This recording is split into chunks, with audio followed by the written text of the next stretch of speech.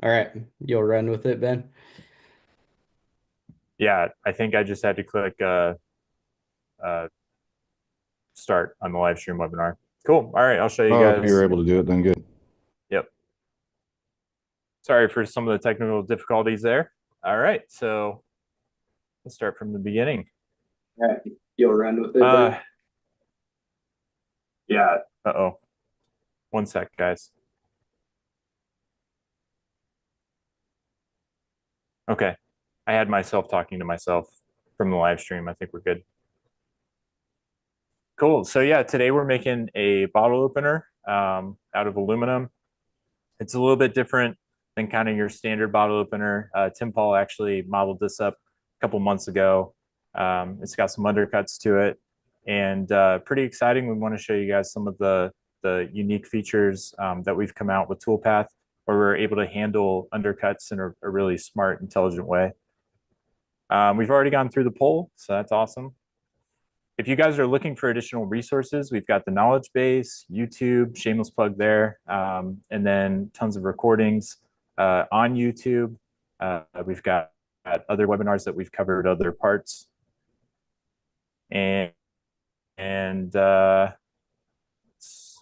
thanks to all the other toolpathers that are here to help in the chat.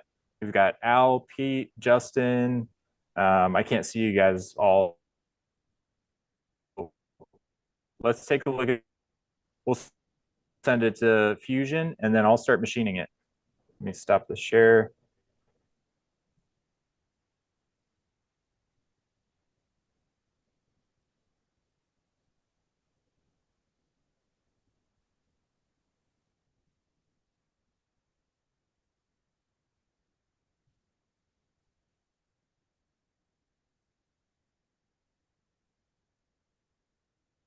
Did Ben cut out for anyone else there? Yeah. I was gonna ask, it was choppy for me in the shop too, so we should uh if it was choppy for you not in the shop, then maybe.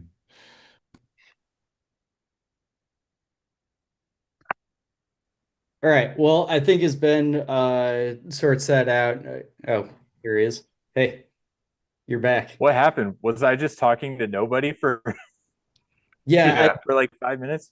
I think if Oh you my! want to go back and share the screen, it seems like you're good now. So, Where did you guys lose me at? When you started to stop sharing your slides. Oh my goodness. Okay, is it our Wi-Fi? Let's see. Can you guys see Fusion now? Yeah. Okay, awesome.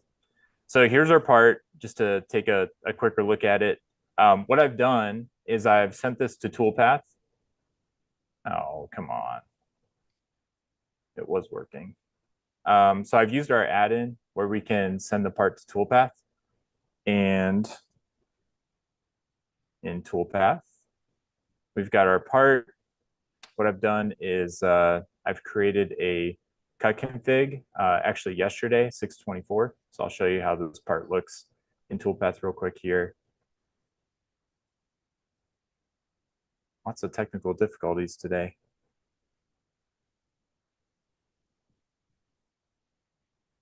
Okay, great. So here's our part, and we can see we get all the features machinable, 100% over here. Toolpath has used my two setups that I used from Fusion. So I've actually defined what setups I wanted. Paul will show you guys that after we start machining. So here's my two setups, and then I can see the tools that are being used to machine the part. And then all I have to do is click Export to Fusion, copy, and we'll jump back into Fusion, import program, and we have this include work holding, which is a kind of a preview feature at the moment. But if you guys want access to it, let us know. And I'll click OK. make sure you're not And in recent projects in the data panel, Ben. what is going on? Maybe, yeah, try it there. Super weird. It was working right before. Okay, well, you might need to restart the add-in. Maybe that blip from the Zoom or something like that. I don't know. So here's the part that we get though. And so there were a couple of things that I needed to change on it, which we'll go through that in the next few minutes after Paul's gone through the part in Toolpath. But in the meantime, I'm going to work on setting up the part in the machine. We're going to get the stock in there and start machining it.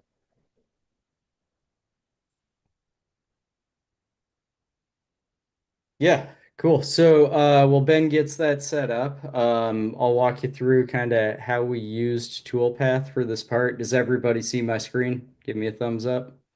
Sweet. All right, good. So first thing we did is uploaded this part directly to Toolpath, and we'll share this part with you. And I want to show this because it gives some results that we can use to understand what Toolpath needs from us. So when we first upload this part with Ben's cut config for the shop in Ohio there, we notice a couple, sharp internal corner wall messages and a 3D surface inner fillet message. And that's all flagging this undercut, but it's not calling it an undercut. And before even that, the thing that sticks out to me here is the four setups, because I can look at, we can look at this part and know it's going to be a two setup part. So why are we getting four setups? Well, setups in Toolpath are based on the tooling we have available. And what's happening here is Toolpath is trying as hard as it can to machine this feature with a library that doesn't have a key seat mill. So we get, these kind of strange third and fourth setups where it's flagging the walls and the inner fillets. So what do we need to do to fix this? Well, we need to give Toolpath some different constraints to understand this part. One way to do that is with different tools. So we can see if I switch over to the DFM cut config, which is a sample library included in all your accounts. This is kind of some long reach specialty tools as well as a lot of standard tooling. We'll see now the part's 100% machinable, and Toolpath knows because I have a tool for that T slot to machine it as a T slot. The other way that we can change the constraints that Toolpath uses when it looks at a part is by defining the setups. So we can limit it to two setups. So in Fusion, all we need to do that is to create our setups. The only thing I really worry about here is my Z-axis orientation and I guess all my axis orientations. From Fusion, we can use the send part to toolpath option, and this will allow us to force use of those existing setups. We can keep them both checked, and then toolpath will respect that constraint in terms of what orientations we can machine the part from. So Ben's already done that. And if I switch over to his part, and I'll switch the cut config to our original library without that key seat tool in it, we'll see that Toolpath now, approaches this part in two setups and flags this feature is an unmachinable key seat because that's how we would have to cut this feature being limited well, it's really how we have to cut this feature anyways, right? So now we get more sensible messaging that says no key seat tools available. So the next thing we need to do is add a key seat tool to our library or a slot mill. Now, this used to be a bit of back and forth with Fusion and then pre-tool for the presets and Toolpath. And a feature we've added recently is actually the ability to manage tool libraries and create tools directly in Toolpath. So if I go over to our tool library here, we'll do our core tools aluminum no key seat is probably the one we need a key seat cutter in. I'll just delete it because I saved this earlier. Now so first thing that's worth showing is now we can actually edit our tools in here. We can edit tool geometry. We can change our presets so we can adjust our speeds and feeds. And we can work with the advanced tab, which is going to be, our tool metadata, vendor, tool number, everything like that. Down in the right here, I can click Add Tool. I'm going to create a slot mill. And then for geometry, I believe the tool that Ben found in the drawer was a 5/8 inch 12 flute, 0 corner radius, and I think 64 thou flute length. So we can enter our tool geometry.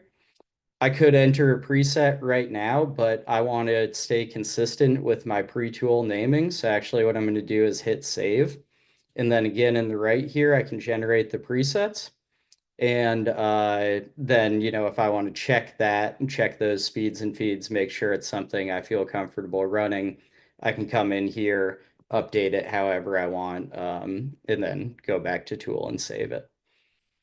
So with that tool added, now all we need to do is go back to the part. What most of you will do in this case is regenerate the part after the tool update. I created a copy of the cut config just for this demo. And when this loads up, we'll see that Toolpath now sees this part as 100% machinable. We get the two setups we want, and it's using our key seat tool. And this is great because we were able to confirm that the tool that Ben found in the drawer that wasn't in our library yet will work for this. And a way I like to get to the features quickly is to use our selection mode. It's the mouse icon in this toolbar here. So you can actually come in here, click on the feature, and get right to that feature details page. Now, Ben happened to have this tool in the drawer, so that's great that we were able to, quickly grab it, create it, and verify that it would work with this geometry. But we also want to use Toolpath to help us find tools in the case that we don't have a tool. And one way to do this is through tool recommendations. So if I switch over to my tool recommendations cut config here, and I'll show you how I set this up, we'll see when this opens up that Toolpath still flags the T-slot or key seat feature is unmachinable because my library doesn't have a tool to do it, but it recommends a tool that can. And actually, if I click into these feature details, we'll see we can see our tool recommendation that we saw on the overview page, as well as other recommendations from a Harvey key seat tools library that I've set up that would work for this. We've added the option to change finishing tools. Roughing tool control will come in the future. For now, we can change the finishing tools. And if I click on this arrow or select tool icon, I can actually see all the tools in my recommended libraries that could work for this. So if I'm having trouble tracking down any of these part numbers, I've got a list I can work from. If we want to accept any tool recommendations, we can do it through that screen. So I can tell Toolpath I want to use this tool. It'll prompt me to regenerate. So let's regenerate the part. And while that's regenerating, let's talk about how to set up tool recommendations. So this all lives in the cut config. If we look at Ben's, or I guess Ben and I's original Shop Brother aluminum cut config, we'll see we have our tool libraries. Oh, little refresh issue there. That's all right. Let's go back to that cut config. So we'll see that Ben has his tool libraries set up the way that we always have. He's got his core tools as his preferred libraries, and then we have the drill indexes in the shop there. So those are standard tools for them. I think about tool libraries as tools I have, and then we can use recommendations to find tools I could have. So Ben's already got the Kennametal end mills enabled in here, but what I can do is actually come in and select my Harvey key seat tools library. I could even select that DFM tool assortment library included with Toolpath. You'll see we have a number of vendor libraries that we've added in here, and we're continuing to add these. But a trick is you can create your own, which is what I did with the Harvey library. So to do that, Justin's got a great video on it on YouTube. We'll share the link for that. But if you go to this cam.autodesk.com/tools page, what I did for that was actually downloaded the Harvey specialty profiles and then just did some filtering to remove duplicates and things like that. And what's nice about this is now I have a cut config in the tool library that if I ever have a part with weird key seat or undercut features, I can run it against this and figure out the Harvey tool I need to order. So we've added our recommendations. The last thing we need to check in the cut config is just making sure that we've got our key seat role applied in the cutting rolls, or our key seat preset in the cutting rolls, and we can hit save. So, this is how we can use Toolpath to help us find those tools. Now that we've accepted that and this is regenerated, we can see our key seat tool is added to our tool list. We can use that part number, or we can link out to the Harvey site to get that ordered. And I think we're ready for Ben to review our strategy, get our estimate and quote out to the customer, and then review our CAM program. So, Ben, are you ready to switch over? Yeah. Hey, I'm back. Can you guys hear me? Cool. All right. Let's show you the results in CAM. Share my screen. All right. Can everybody see Fusion pretty well? I'll take that as a yes. Cool. I did want to show you guys real quick. I was having something goofy going on with our add-in, and so I quit out of Fusion, got back into it, and then I did restart the add-in. So just from a new design here, I'm going to import our program just to show you guys the workflow, and click OK. And this is what's supposed to happen, right? So we've taken all of our hooks from Toolpath, we're dumping them into Fusion. We get to watch it auto orient, and then in real time, we're watching the setups be created in our CAM. So I'm gonna expand those, and let's see how we did.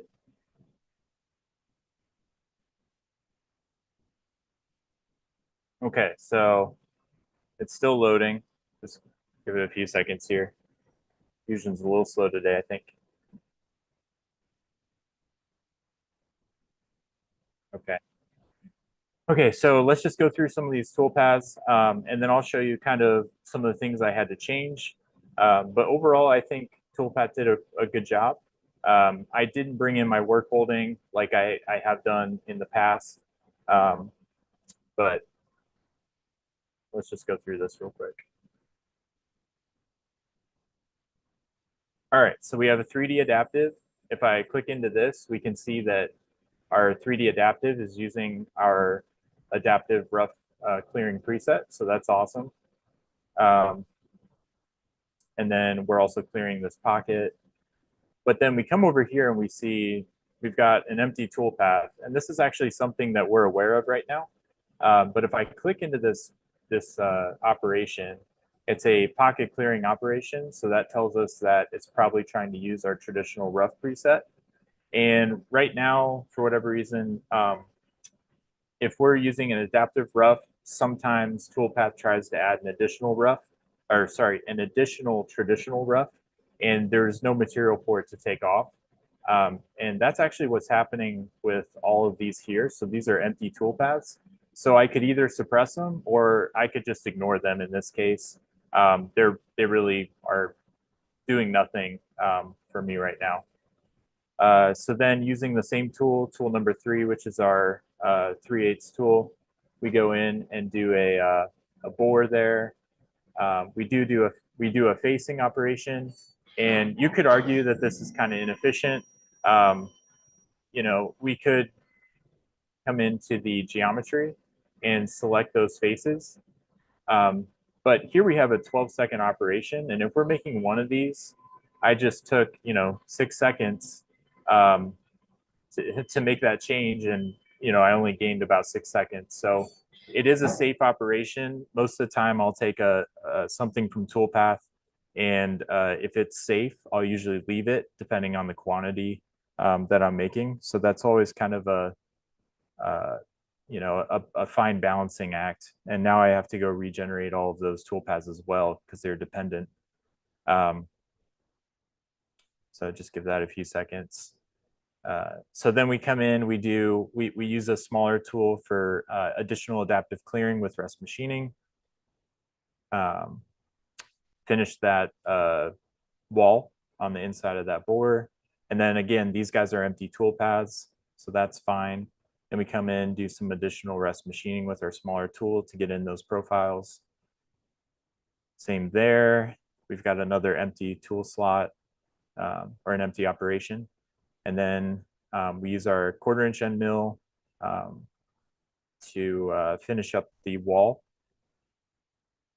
Now we finish the 2 walls over here, and then Toolpath also finishes the floor, another wall, floor, and then what I want to show you guys, oh, and then we do this pocketing operation and finish the floor, was the 3D contouring. I think it does a fairly decent job. So we've picked our 1/8" ball end mill, and Toolpath has seen these 3D surfaces and said, hey, I got to use a 3D surfacing operation, and it constrains it in such a way that I'm not a great, when it comes to CAM and 3D toolpaths, I'm not very good at it. So having a starting point is really excellent. And then we come in and, sorry guys, I don't know why my computer is slow today. There we go. Then we come in and use our chamfer tool. We do an inside chamfer here, and then these outside or outer chamfers all around the part. And then we bring in our key seat cutter. And one thing that when I was playing around with this part, my key seat cutter actually was leaving additional stock right here. And there were a couple ways that I figured out how to fix that. But one way Paul and I were kind of like playing around with it was this use even step downs. So I actually have this selected as a user default preset. So that's always selected. But if it's not, oh, and we're even getting a warning, you will get a toolpath that looks something like this.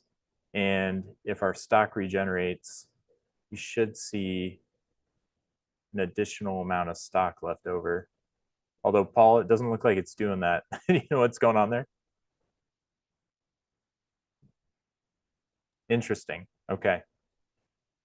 Anyway, I was trying to get it to do something wrong, but in this case, we ended up machining that properly. So that's the first op, and I've already ran the first, and then the second op just finished behind me. And then I think some of the more interesting things to change on the second op would just be some of the chamfers. And I'll show you exactly what I mean by that. Also, does anybody have any questions? I can't see any of the chat or the Q&A if it has anything to do with this part. You're good at the moment, Ben. Okay, cool. Thanks, guys. So yeah, this is pretty standard. Just throw a 3D adaptive on there. Again, we're doing a facing operation. We have some air cutting, but I'm just going to keep it like that. It's using the correct presets anyway. We do some wall finishing. We're using a 3D flat operation to hit that floor. And whenever we can, we try to use 3D toolpaths because they're smart, they're geometry and part aware. And then we're using our smaller 16th end mill to come in and do some adaptive clearing. You could argue that that's kind of time consuming and maybe just slot that. But I kept it that way. And then the last thing I wanted to show you was just the chamfers overall. It does a pretty decent job, but we have this kind of weird issue going on here where we're just kind of hitting these 4 sides here. And Paul and I were kind of trying to decipher what was going on here. And we figured out 2 different ways. So here's some quick tips. You can simply, where's my create derived operation? And we're using a chamfer operation here. So if we go to 2D milling and just create a 2D contour and then click OK, for whatever reason, it fixes it. And we kind of determined that it has something to do with the tolerancing. So I'm going to go back into that broken toolpath, click OK. It is. It's because 2D shadow 3D toolpath, so it's generating an STL in the background, and it's the facets. on There the you go. STL. There you go. But You can also mess around with the tolerance a little bit too, and it will fix things and clean it up. I think we if you just cancel out of that a second. Sorry to boss you around. Right click on the toolpath, edit, compare and edit. Oh yeah, where's that? Yeah, and then just search for triangulation. Yeah, and then edit that parameter on the right hand side. Change that to like 0.1. That will tighten up that surface mesh. You can make that even tighter. And you might need to go even tighter, but if you get that really tight, then you'll see all of this clean up. Yeah. Okay. So that kind of fixes the underlying issue that's driving this problem. But generally, 2D chamfer is great for non-modeled edges. It's not really designed for modeled chamfers. So that's why. Yeah. Yep. So overall, that's what I ended up changing in the cam. It wasn't a ton of changes. Some of it was just based on preference. I left some of the air cutting just because I was able to get the part running on the machine and work on something else. Actually, I think our part's ready. So let me check it out. See how we did here.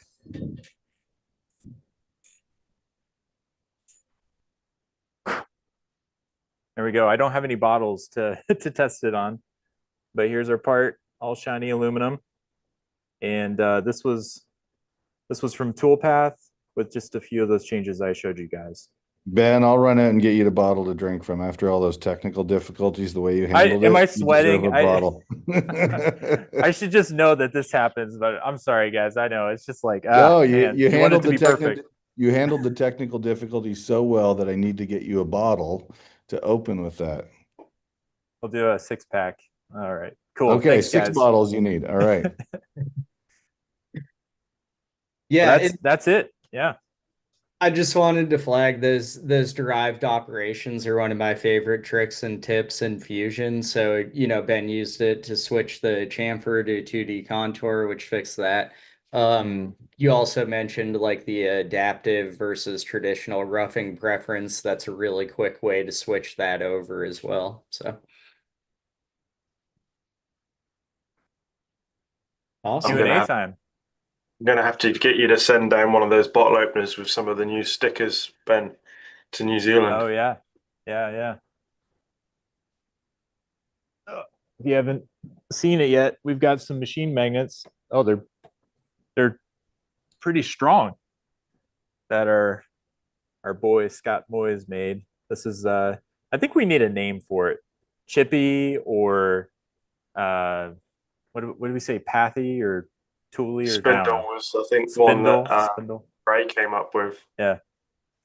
Mil spec, I think said it should be Tommy, Toolpath Tommy. Tommy was one of the Toolpath ones we Tommy. came up with as well. Yeah. Yeah. That's We've cool. already got Toolpath Timmy, so we can't use that. Well, let us know in the chat what the name should be, I guess. And we'll open it up for Q&A. So if you have questions, feel free to type in the chat or the Q&A section. Both of those should be enabled. And yeah, we'll answer them. And obviously Scott jumped in and answered some Fusion deep questions. These webinars are about helping you be more productive making parts. Of course, we want you to be subscribers of the portion of the software we sell, but feel free to use this team to ask any question. We'll answer them.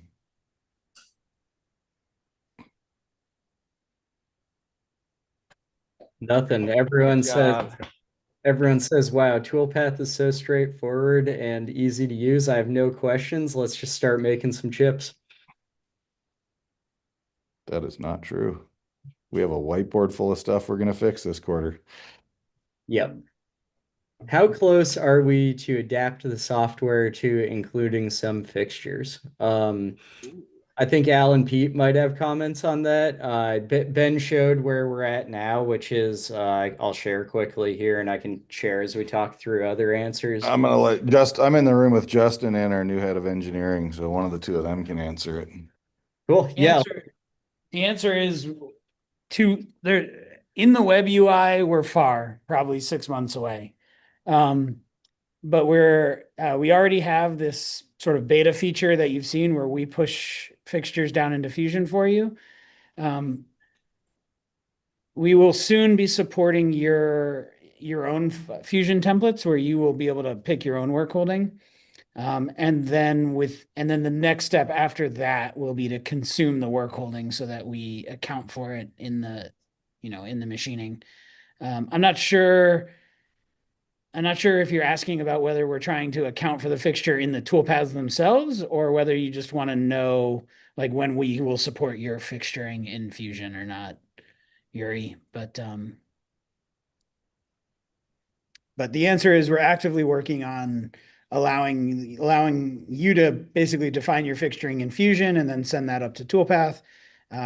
We have some automated workflows that we can build in Toolpath for you right now. If you send us a message offline and you're a subscriber, we can set you up with that. If you want to try it out. And then in about 6 months, we'll be integrating that into the web UI.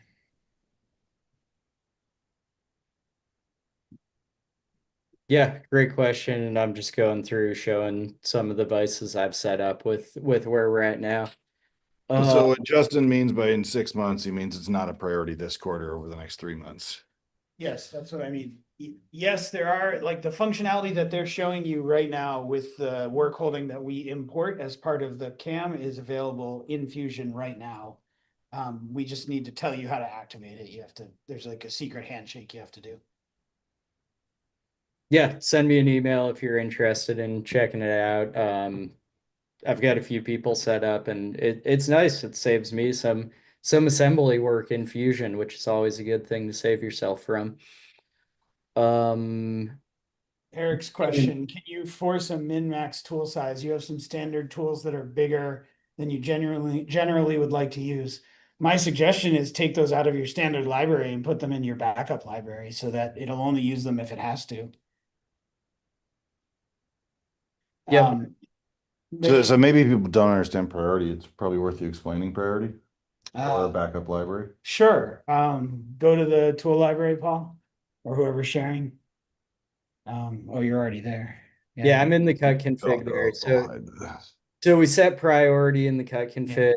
Justin, if you want to talk through this. Yeah, so in Toolpath, there are two ways you can set priority for your tools. This is the best way to do it. It's the easiest one to follow and the least amount of work. But essentially, and I think the one we'll talk about unless you want me to go deeper, but essentially for each tool library you include, you can have preferred, standard, and backup or settings. And the rules there are like if Toolpath can cut the part with your preferred library, it'll do that and it'll only fall back to standard if it cannot find any tool to use in the preferred library, and then backup only if it cannot find anything in the standard library. So if you have tools that you don't want it to use unless it absolutely has to, then I would suggest you split those tools up into two separate libraries and make the ones you're happy to use, as your core library, and then your standard level can be the bigger tools, even if they're all in your machine all the time. Even if you consider them part of your core library, just break them up so that Toolpath can separate them. There is a more advanced way to do priority ordering, which I can go into, but it's a pretty advanced topic.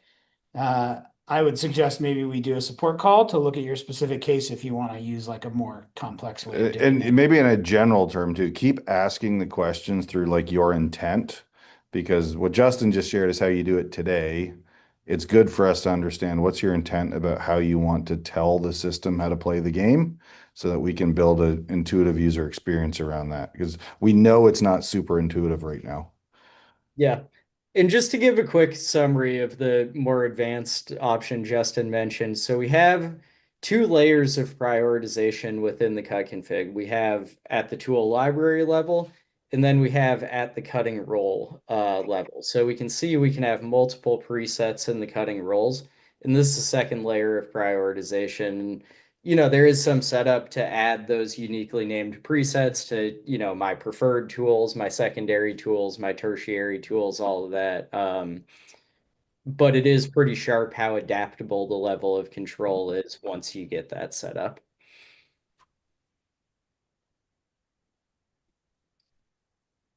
Question on the Tormach libraries. We don't have one quite yet. Scott linked the Cam Tools Autodesk site. This is a good spot. So, you can see the Tormach starter kits are all here. So that's a great place to start. And then you can, well, let's just do it. So I'll grab the PNC, download that. I can bring this into Toolpath with upload tool library. It's flagging some holders that it didn't like. We don't support the unique holder uploads yet. Now that I've got this library in, doesn't have any presets on it. We can hit that generate presets real quick. That's going to give us a starting point. Of course, we can come in and edit any of these based on how you run the machine as we go. And then just creating a cut config and you're ready to run with that library.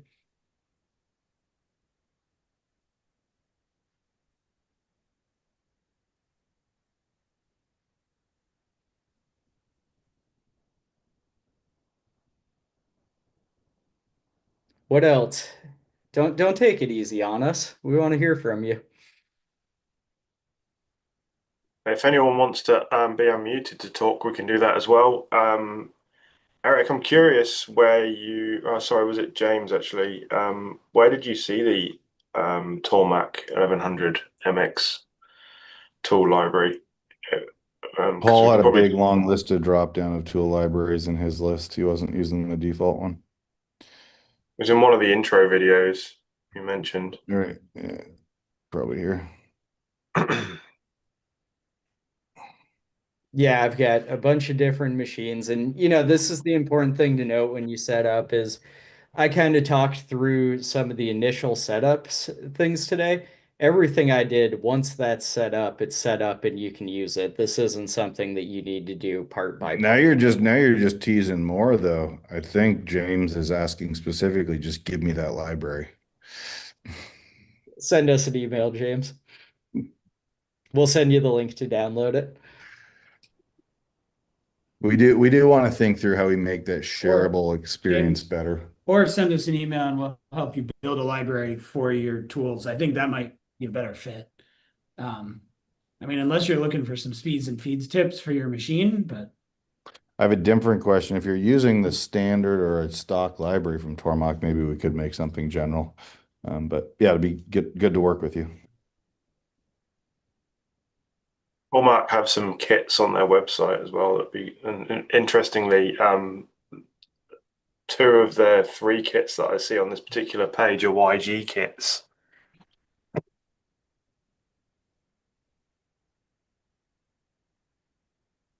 Yeah, and we will keep adding tool libraries. So I have a ton of tool libraries in this account, but you can see the Kennametal, some of the Harvey stuff, the Haas is all in there. We'll keep working on that. Pete and Scott are working with tooling vendors and everyone on that side. Another trick is I do it's pretty quick once you get the hang of creating the libraries from these. So if you ever see anything on these, my usual process is I'll open it in Fusion, maybe I'll open it in Pre-Tool, pare it down, do some filtering, get, a lot of these have like duplicate tools for every coding that they have. Maybe I'll do a YouTube video and Justin's got a full YouTube video on this actually that I think has been shared in the chat. So.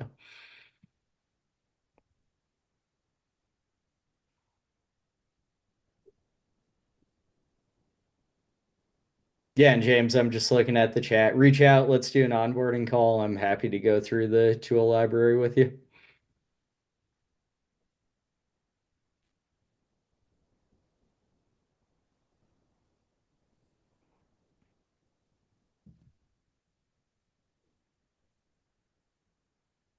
Well, I don't know. Late day for questions. Pete, Al, you're on the call. Anything lately that's been exciting for you in Toolpath that you'd like to share? Well, I love the details of just crisp edges on the CAD. It's nice around my eyes now. Um, the little details matter. And I think that's a good balance. The more exciting thing is we've got a new director of engineering. So he's in the room here with me. And what that means is Justin can be more available to visit customers, get some customers to the shop and get more deeply ingrained in process and help kind of stay ahead of the team. So that's exciting. We're looking through the roadmap. A lot of what we're talking about this quarter has to do with helping get your tools in and managing them in bulk. So that's exciting to me. What else is exciting to me? I'm looking up at the graph. We want to let you edit tools on the fly. That's a big chunk of what we're focused on. But I think I'm most excited about freeing Justin up so he can be A, less stressed, and B, have more time to spend with people in their shops and take that context and help make the product better for everybody. Uh, James, do you want to share your model? Do you want us to open it live and look at it live? Jesus, cool. Email your model to Paul right now, and then we'll get Or I that think, over. yeah. Yeah, let's have a look.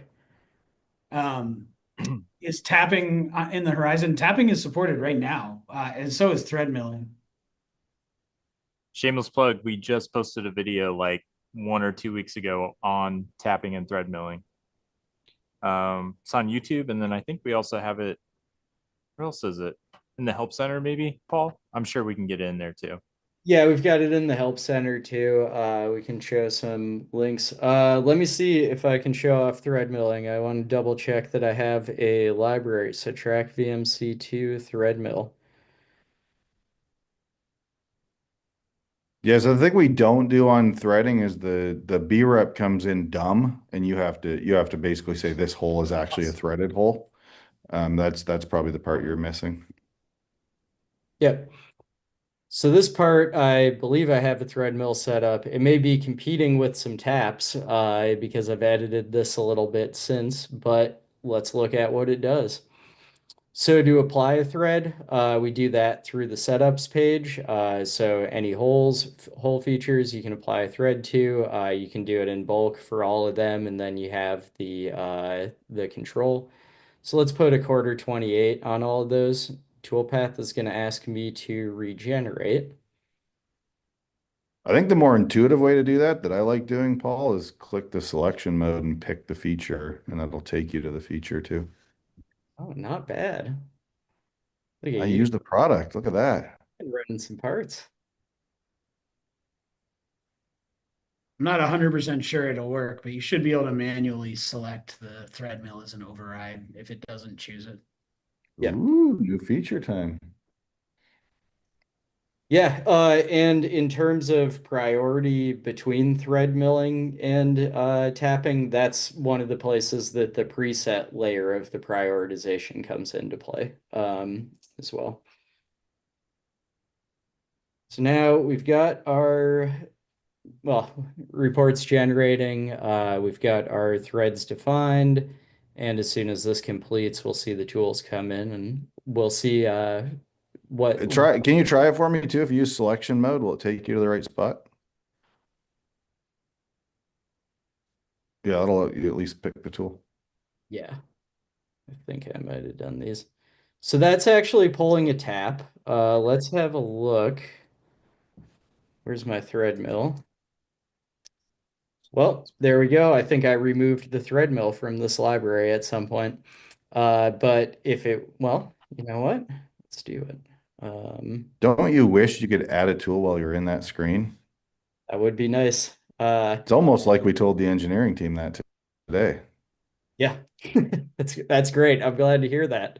Um, I to give kind of a peek at what Al's talking about there, I think something that I work with a lot of folks as they're getting up to speed with Toolpath is a lot of tweaks to the cut config, leveraging those two layers of prioritization to get the results you want.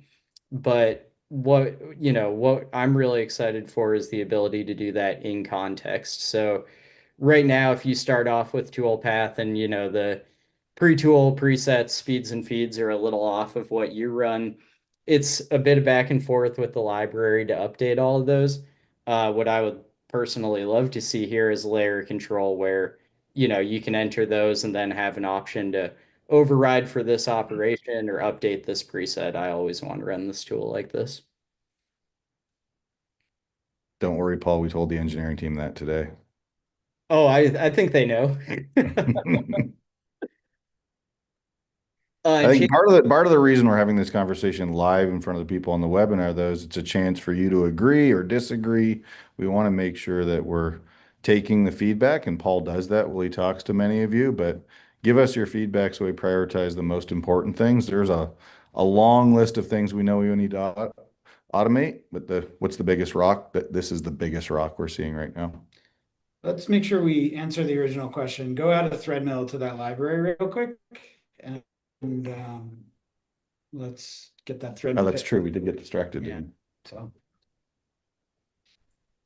and everybody should stop putting shiny things in front of Al for a minute. As he puts down a shiny machine part.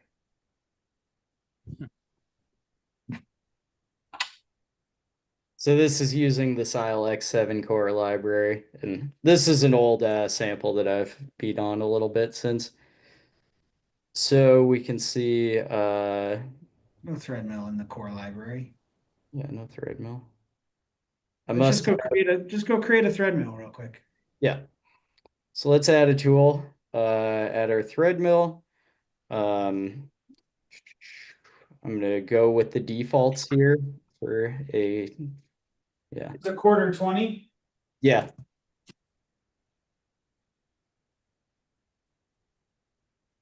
Pull up the spreadsheet so we know what quarter 20 Threadmill. Make sure you hit save on that one there, Paul. Yeah. So I added my preset. Now I can go to that cut config. So I was using the add Threadmill in here. Tool library. We'll see that now, our Threadmill.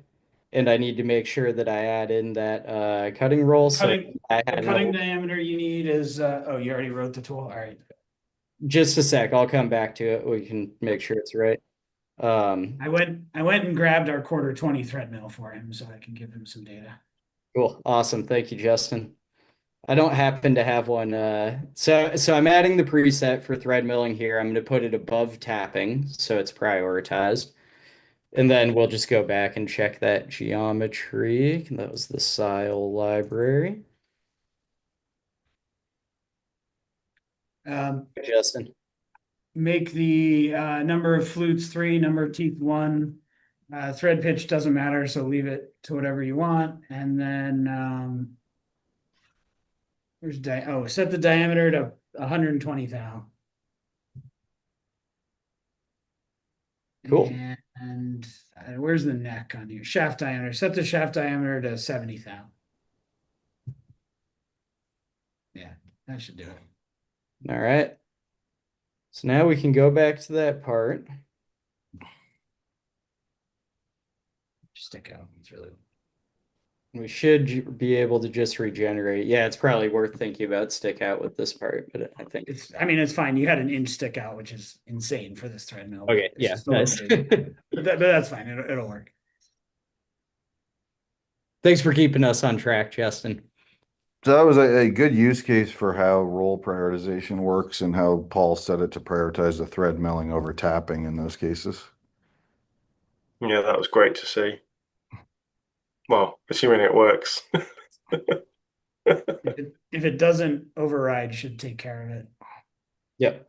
If we go to the setup tab, I believe it'll show you the tool now. No, it's thinking. All right. Yeah. But it is using our thread mill there. And if you export that to Fusion, it will export with an existing PDO value it'll export a thread mill toolpath with a PDO value we generated actually based on the Saunders CNC, NYCNC thread mill calculator spreadsheet he published. So Yep.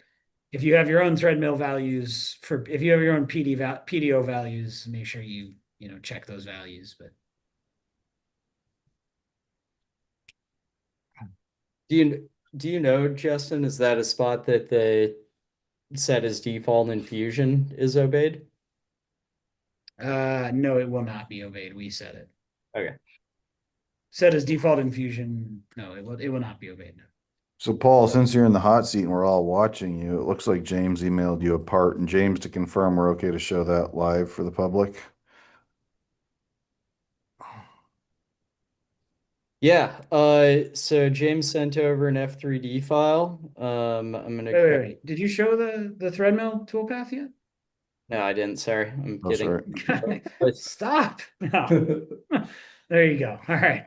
Yeah. Sorry, I thought he clicked it. So just zoom in for it. So it's a little hard to see. Just zoom in there. There you go. And you just double check your PDO values.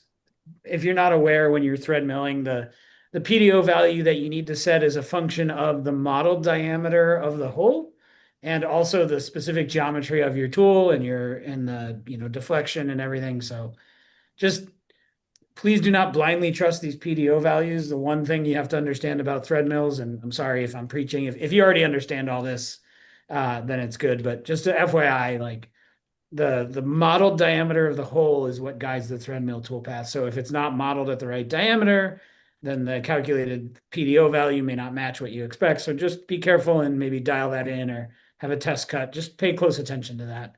It's still helpful to have Toolpath, get this process started for you, but thread milling can be a little finicky sometimes to get a good fit. Yep. All right. So James sent over an F3D file. Let's pull that open. Add the cylinder block. And did James sent you his Tormach library too, didn't he? Did, yeah. So we can go down here.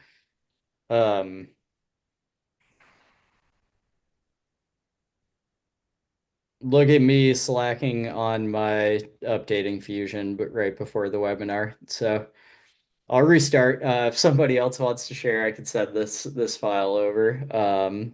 But yeah.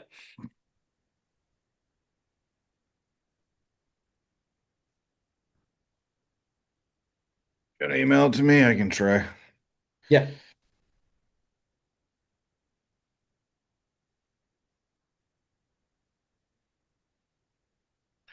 Just gotta get all my Slack conversations out of the way. By the way, we'll be respectful of other people's hours and thanks for joining, but we will stick around. As you can see, we're a team of machinists at Toolpath that would rather hang out with users than make software. I don't know if that's a good thing or a bad thing. I think it's good. I think some of us have to drop for Yeah, another our head of engineering just said we just need to hire somebody to write software, which is what we did. So that's good. Paul, I don't have an email from you yet, though. Just sent it, so you should. Perfect. Right here. Before you guys head out, can you hear me? I did launch another poll. I think Eric mentioned maybe setting up a poll and asking what you guys want to see next, feature wise in Toolpath. So if you guys can answer that before you go, that'd be much appreciated. If you didn't get to say what you wanted to say in the chat.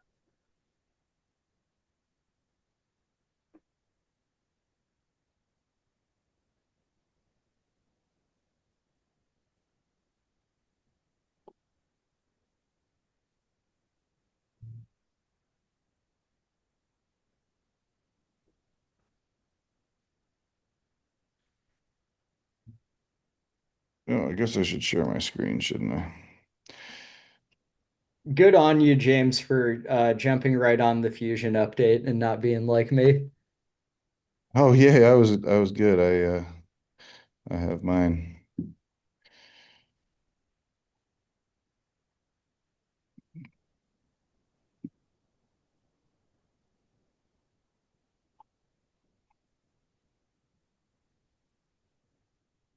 Did we open? They send you an F3D file. Yeah. Upload canceled. Yeah, I guess I need to. You just open the file. You don't need to upload it. You'd be able to open that direct desktop. Yeah, that's what I just did. Yeah.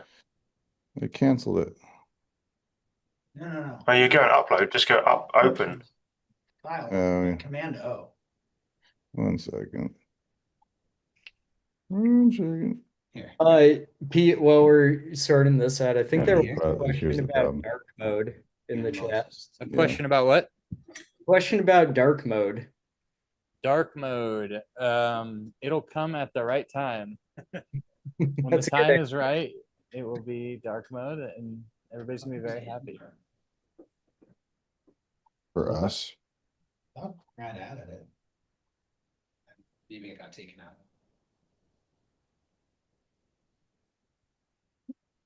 I should have my share back now. Let's see your part.